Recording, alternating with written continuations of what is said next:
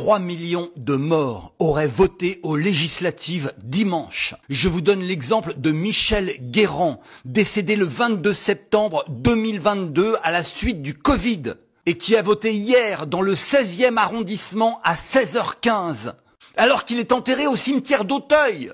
Il se trouve à une demi-heure de marche du bureau de vote. Ça veut dire, si on imagine qu'il marche lentement, qu'il est sorti du cimetière vers 15h, qu'il arrive au bureau de vote à 16h15. Donc il met son enveloppe, mais forcément l'assesseur lui dit « mais vous êtes mort !» Et donc lui répond « bah non, je suis pas morte puisque je suis en train de voter !» L'assesseur lui répond « mais votre carte d'identité n'est plus valable !» Et le mort répond « bah si, puisque je suis binational !» Et le cimetière d'Auteuil, le dimanche, ferme à 16h30, ce qui veut dire que le mort a à peine un quart d'heure pour rentrer au cimetière. Et c'est là qu'il y a un truc qui cloche.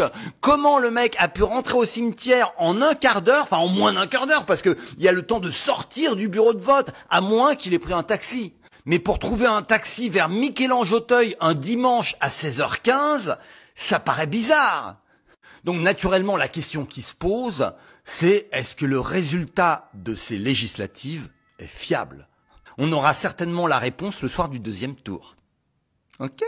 Si tu as besoin d'autres informations sensibles sur les élections législatives, abonne-toi.